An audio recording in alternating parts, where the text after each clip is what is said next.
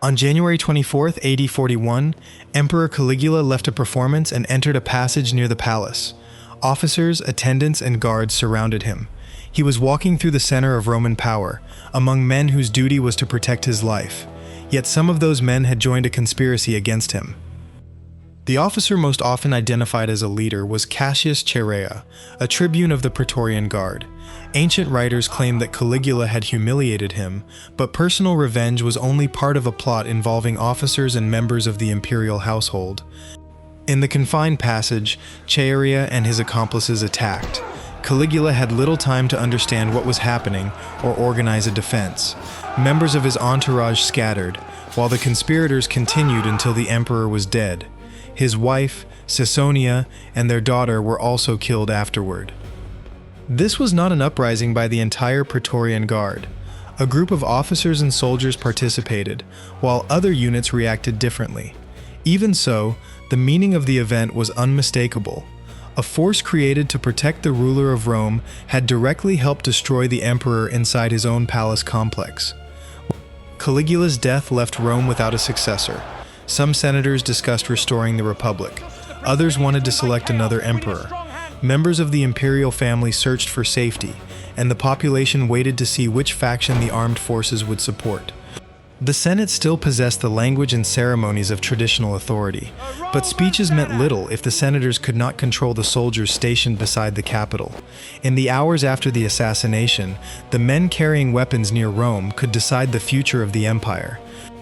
Caligula's uncle Claudius was discovered within the palace area. Ancient accounts famously describe him hiding behind a curtain, afraid that the conspirators would kill him as another member of the ruling family. Whether every detail is accurate remains uncertain, but the outcome is clear.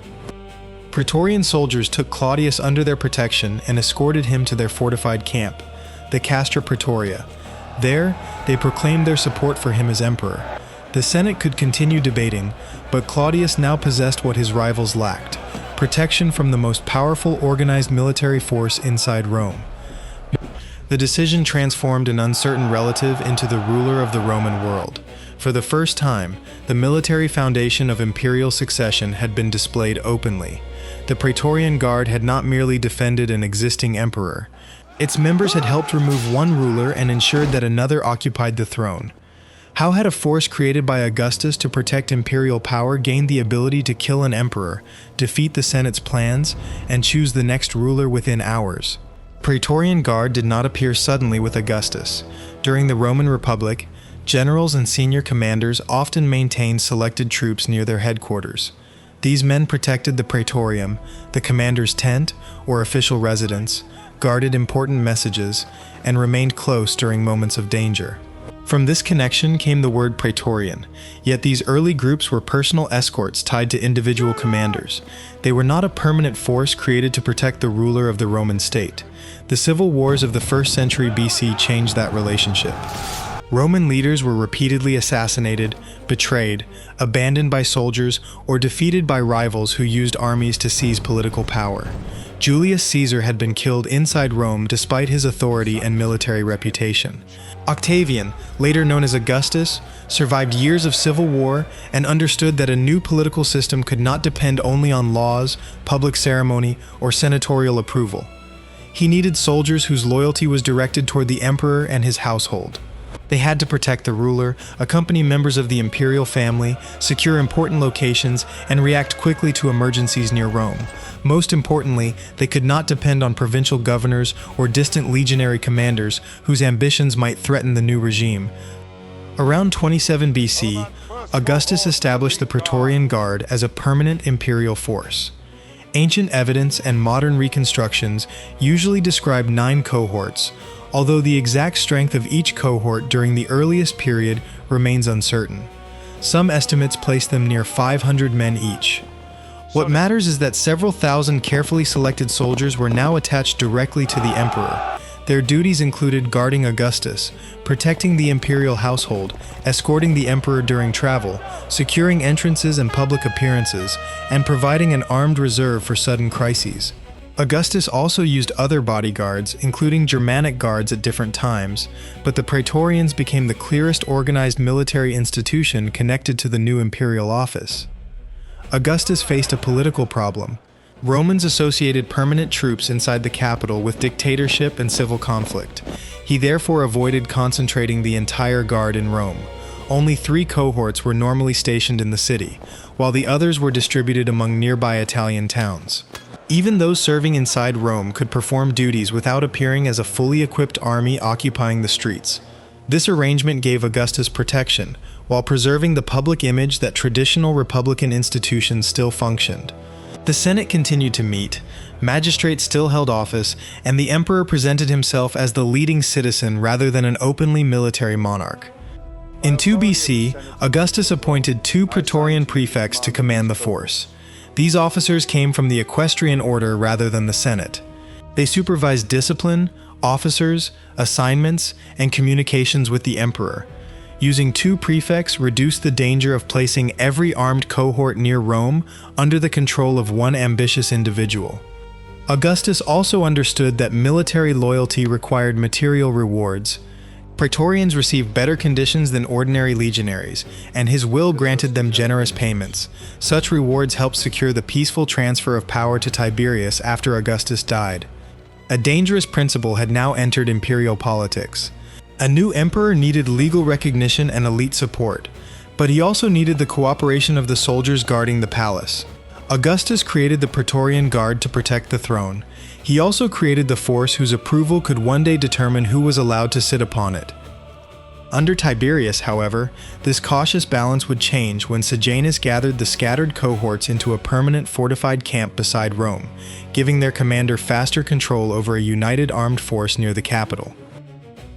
The Praetorian Guard was not a special legion. It was organized into cohorts, each commanded through its own chain of officers, and its primary theater was not a distant frontier but Rome and Italy. Legionaries guarded the Rhine, Danube, Syria, Britain, and North Africa. Praetorians served beside the imperial palace, the Senate, and the political center of the empire.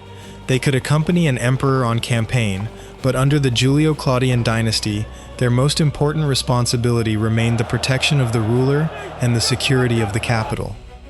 Although their organization resembled other Roman units, the Praetorians should also be distinguished from the urban cohorts and the vigiles. Those forces handled public order, firefighting, and nighttime security. The Guard's authority came from its direct connection to the emperor, not from responsibility for every military or policing duty performed daily throughout the capital. Recruitment into the Guard was selective. Praetorians were commonly drawn from Italy and from regions considered deeply Romanized. Candidates were expected to possess Roman citizenship, physical fitness, discipline, a reliable background, and useful recommendations. Patronage could matter, because service near the emperor offered unusual opportunities. A successful guardsman might gain promotion, money, land, or access to positions unavailable to an ordinary soldier stationed far from Rome. At the top stood the Praetorian prefect. Beneath him were tribunes commanding cohorts, centurions managing smaller units, and officers responsible for discipline, training, guard rotations, and special assignments. The prefect occupied a uniquely dangerous position. He controlled armed men near the throne, received sensitive information, entered the imperial household, and could influence who gained access to the emperor. Under Augustus, 2 prefects often shared authority so that no single man controlled the entire force. Later commanders demonstrated how powerful the office could become. Sejanus nearly dominated the government under Tiberius. Burrus helped stabilize Nero's early reign. Tigellinus used the Guard to defend Nero's regime, while Nymphidius eventually persuaded the soldiers to abandon him. Praetorians also received better conditions than ordinary legionaries. Their term of service was shorter, eventually fixed at about 16 years under Augustus, while legionaries generally served longer. Their pay was substantially higher, and imperial gifts could increase their rewards further. After discharge, veterans might receive money, land, or positions connected to administration and security. These privileges were not simply generosity, they were political investments. The emperor needed men near his residence who believed that their prosperity depended upon the survival of his government. Most Praetorians did not spend their days planning conspiracies. Their routine duties included guarding palace entrances, escorting the emperor and members of the imperial family, controlling access to restricted areas, protecting public appearances, carrying orders, guarding important prisoners, assisting arrests, and responding to unrest in Rome. Some accompanied the emperor when he left the city or traveled on campaign. This daily proximity to power gave them knowledge unavailable to distant legions. They could observe the emperor's health, divisions within the imperial household, the ambitions of possible successors, and the loyalty of senior officials. During a stable reign, such knowledge helped them protect the regime. During a succession crisis, it could make them decisive. Their weapons resembled those carried by Roman infantry: swords, spears or javelins, shields, helmets, and armor. Ceremonial art might present them with more elaborate equipment, but they should not be imagined as a fantasy force dressed entirely in black or wearing gladiatorial armor. Under Augustus, guards serving within Rome did not always appear as soldiers prepared for open battle. The regime wanted protection without making the capital look occupied. One of the most important instruments connecting emperor and guard was the donative, a payment distributed to soldiers. It could be offered after an accession, victory, anniversary, or political crisis. Augustus treated such payments as rewards and left money to the guard in his will. Later, the expectation became harder to control. A new emperor needed more than senatorial approval. He needed armed soldiers to accept his authority, protect his person, and discourage rivals. Promising a donative could transform loyalty into a negotiation. Claudius rewarded the guards who supported his elevation. Nero used payments after conspiracies. Nymphidius later promised enormous sums to win support for Galba. The danger was built into the institution. Augustus wanted a force strong enough to protect the emperor, but not independent enough to control him. Yet the guard possessed wealth, organization, information, and permanent access to the capital. Once its cohorts were concentrated inside the Castra Praetoria and placed under unified command, that balance became far more difficult to preserve. Lucius Aelius Sejanus did not begin as a senator commanding legions on a distant frontier. He rose through the equestrian order and became Praetorian prefect under Emperor Tiberius. That office placed him close to the ruler, the palace, and the soldiers guarding the capital. It also gave him access to private information, political investigations, and the movements of important members of the imperial family. Sejanus understood that the guard's power remained limited, while its cohorts were scattered across Rome and nearby Italian towns. Orders took longer to transmit, discipline varied between detachments, and no commander could instantly assemble the entire force. Around AD 23, he persuaded Tiberius to concentrate the Praetorians inside a permanent fortified camp on the northeastern edge of Rome. The new base became known as the Castra Praetoria. Officially, concentration offered practical advantages. The cohorts could train together, maintain stronger discipline, respond rapidly to unrest, and protect the emperor more effectively. In military terms, the argument was reasonable. In political terms, the consequences were enormous. For the first time, thousands of elite soldiers serving the emperor lived together behind walls, gates, armories, barracks, and command buildings beside the capital. Shared service strengthened their collective identity. Orders could move quickly from the prefect to every cohort. If Rome entered a succession crisis or political confrontation, the Guard could now appear as a united force rather than several separated detachments. The concentration also changed how the soldiers understood their own importance. Living beside Rome, they watched imperial ceremonies, senatorial conflicts, and rumors of succession unfold around them. Their loyalty was directed toward the emperor, but their unity gave them the ability to judge collectively whether an emperor still possessed authority worth defending. The camp also changed the power of the Praetorian prefect. A commander with control over the Castra Praetoria could influence security, arrests, access to the palace, and the movement of armed men throughout Rome. The law did not authorize him to choose emperors or dominate the Senate. Yet organization, proximity, and information created powers that no written office description fully explained. Sejanus's influence increased further after Tiberius left Rome in AD 26 and spent much of his remaining reign on the island of Capri. Distance forced the emperor to depend on letters, messengers, and trusted intermediaries. Sejanus became one of the most important figures controlling information between the capital and the imperial residence. Political opponents found it increasingly difficult to reach Tiberius directly. Accusations of treason multiplied, informers gained influence, and the Guard participated in arrests and surveillance. The deaths of important members of the imperial family, including Germanicus earlier and Drusus, the emperor's son, created further uncertainty around succession. Sejanus positioned himself at the center of this unstable system. Ancient authors accuse him of eliminating rivals, encouraging prosecutions, manipulating Tiberius, and pursuing relationships within the imperial family. Some sources even connect him to the death of Drusus. These accounts were written by authors hostile to Sejanus and must be treated cautiously. His ultimate objective cannot be known with certainty. He may have hoped to marry into the dynasty, control the succession, rule through a dependent heir, or eventually claim supreme authority himself. What is clearer is that he accumulated influence far beyond the normal responsibilities of a bodyguard commander. He controlled officers, received intelligence, influenced appointments, and stood between the emperor and many people seeking access to power. In AD 31, Tiberius suddenly moved against him. The emperor avoided a direct confrontation with the guard. Instead, he prepared a careful political operation. Sejanus was allowed to believe that he was about to receive greater honors. Meanwhile, Tiberius secretly replaced key commands and secured support from officials and other armed forces in Rome. A long imperial letter was read before the Senate.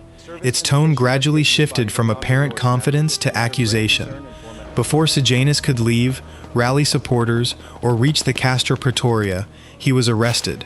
He was condemned and executed, while many associates and relatives were later punished during the reaction that followed. Tiberius had destroyed the man, but he did not dismantle the system that had made Sejanus powerful. The Castra Praetoria remained. The cohorts stayed concentrated.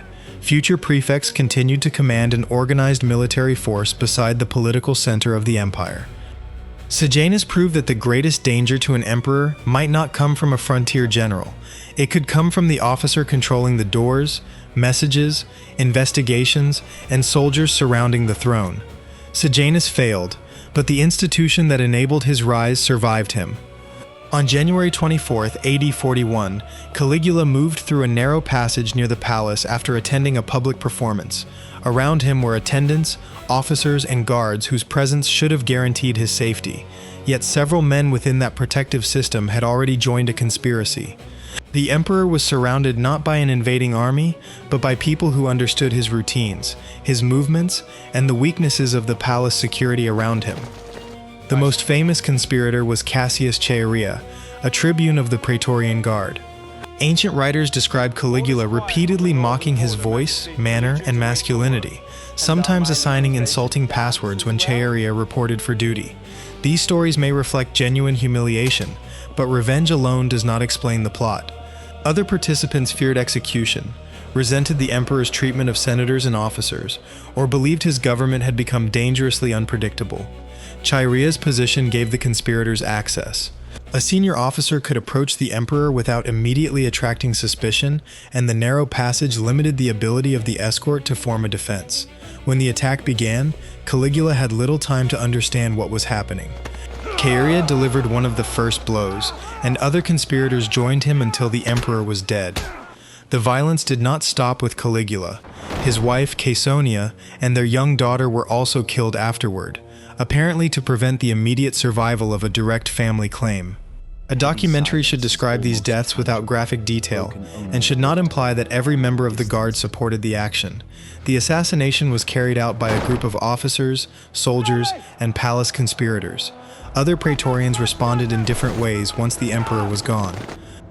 That distinction matters.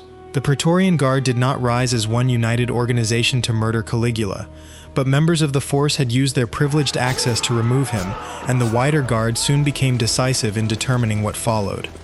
Rome entered a political vacuum. Some senators believed the moment offered a chance to restore the Republic. Caligula had left no adult son capable of taking power, and the conspirators had not established a universally accepted successor. The Senate debated possible solutions, but its members were divided. They lacked a united command, a reliable armed force, and confidence that the provincial legions or Roman population would support a return to republican government. Their hesitation gave the soldiers time to act, while memories of recent civil wars made many Romans suspicious of any political settlement unsupported by force or an accepted member of the dynasty. The most important question was therefore not simply which constitutional argument was strongest, it was who controlled organized soldiers inside the capital. Claudius, Caligula's uncle, was still somewhere within the palace complex. He had long been treated by members of the imperial family as physically awkward and politically unimportant. Ancient sources tell the memorable story that a soldier discovered him hiding behind a curtain. The scene may have been dramatized, but it captures the uncertainty of the moment. Claudius did not know whether the conspirators intended to eliminate the entire dynasty. Instead of killing him, Praetorian soldiers recognized his value. Claudius was an adult male member of the Julio-Claudian family, connected to Augustus, and available before the Senate could impose another settlement. The soldiers placed him under protection and escorted him away from the palace toward the Castra Praetoria. Inside the fortified camp, Claudius possessed something no senatorial candidate could immediately match: the support of a concentrated military force. Praetorians proclaimed him emperor and guarded him against potential rivals. The Senate could refuse recognition temporarily, but it could not easily remove a claimant protected by armed cohorts beside Rome. Negotiations followed. Claudius eventually received formal senatorial recognition, but the order of events revealed the true balance of power. The Guard's support came first. Constitutional approval followed after the military situation had already changed. Claudius rewarded the Praetorians with a large donative, commonly reported as 15,000 sestertii for each soldier. The payment could be presented as gratitude, an accession gift, or compensation for loyalty during a dangerous crisis. Yet it also created a troubling precedent. Soldiers had supported a claimant, protected his elevation, and then received an extraordinary financial reward. Claudius was not merely a puppet of the Guard. He still needed administrators, senators, public acceptance, and the loyalty of provincial armies. But in the crucial first hours, the Praetorians had prevented the Senate from controlling the succession. The events of AD 41 transformed imperial politics. The Guard had shown that it could participate in removing a ruler, shelter a successor, create an irreversible military fact, and force Rome's institutions to respond. The emperor still ruled the empire, but the men guarding the palace now understood that when the throne stood empty, their decision could determine who occupied it next. Claudius never forgot that his government had begun under the protection of the Praetorian Guard. The soldiers had carried him to the Castra Praetoria, proclaimed him emperor, and helped prevent the Senate from creating another settlement. Yet Claudius was not merely their puppet. He governed through administrators, freedmen, senators, provincial officials, and the wider army. Even so, the prefects, privileges, and payments of the Guard remained central to imperial security. The precedent of AD 41 changed every future succession. Whoever hoped to inherit the throne needed to secure the soldiers stationed nearest the palace before rivals could organize resistance. During the final years of Claudius, his wife Agrippina promoted her son Nero over Britannicus, the emperor's natural son. One of her most important political decisions was the appointment of Sextus Afranius Burrus as Praetorian prefect. When Claudius died in AD 54, the exact circumstances remained disputed even in antiquity. The clearer event was what followed. Nero was presented to the Praetorian Guard, whose support gave the transfer of power immediate military force. The Senate then recognized him as emperor. Britannicus was excluded before he could gather an organized following. Burrus became one of the foundations of Nero's early government. Together with the philosopher and advisor Seneca, he helped maintain discipline, communicate with the Guard, and stabilize the young ruler's position. His career demonstrates that a Praetorian prefect was not automatically a conspirator. A competent commander could restrain disorder, connect the emperor to his soldiers, and reduce the risk that palace rivalries would become military crises. After Burrus died in AD 62, the political balance changed. Ophonius Tigellinus emerged as one of the most influential prefects. Under Nero, the Guard protected the palace, investigated suspected conspiracies, arrested political opponents, and enforced imperial orders. These duties placed Praetorian officers deep inside conflicts between the emperor, senators, courtiers, and possible successors. The Pisonian conspiracy of AD 65 revealed both the danger surrounding Nero and the value of military loyalty. After the plot was uncovered, the regime rewarded the soldiers and honored those who had defended it. Tacitus reports that Nero distributed 2,000 sestertii to each Praetorian. The payment reinforced an old lesson. Loyalty to the emperor could bring immediate and measurable benefits, but a relationship maintained by money, access, and fear was not permanent. During Nero's later years, executions and forced suicides weakened relations with the senatorial elite. Financial pressure increased, provincial unrest spread, and confidence in the regime declined. The Guard continued to protect Nero, while his government appeared capable of paying, commanding, and punishing. Once that confidence disappeared, loyalty could move elsewhere. In AD 68, rebellion spread through the provinces. Galba, governor of Hispania Tarraconensis, emerged as a rival claimant. At Rome, Praetorian prefect Nymphidius Sabinus began working against Nero. He persuaded the soldiers that Nero's position was collapsing and reportedly promised them an enormous donative if they supported Galba. The promise was probably impossible to fulfill, but it achieved its immediate purpose. The Praetorians abandoned Nero. Without the soldiers guarding the palace, the emperor lost control of the capital. Servants and officials deserted, organized defense became impossible, and the Senate declared him a public enemy. Nero fled Rome and died soon afterward, ending the Julio-Claudian dynasty in AD 68. The Guard did not directly kill him, but its withdrawal removed the protection that allowed him to rule. Augustus had created the Praetorian Guard to defend a new political order. Within less than a century, it had protected Tiberius, elevated Claudius, secured Nero's succession, defended his government, and finally abandoned him. The Praetorians did not legally own the throne. Yet every emperor had learned the same truth. No ruler in Rome could safely ignore the armed men standing closest to it. Their power came not from constitutional authority, but from proximity, organization, privileged information, and the ability to act before distant legions or divided senators could respond in a crisis.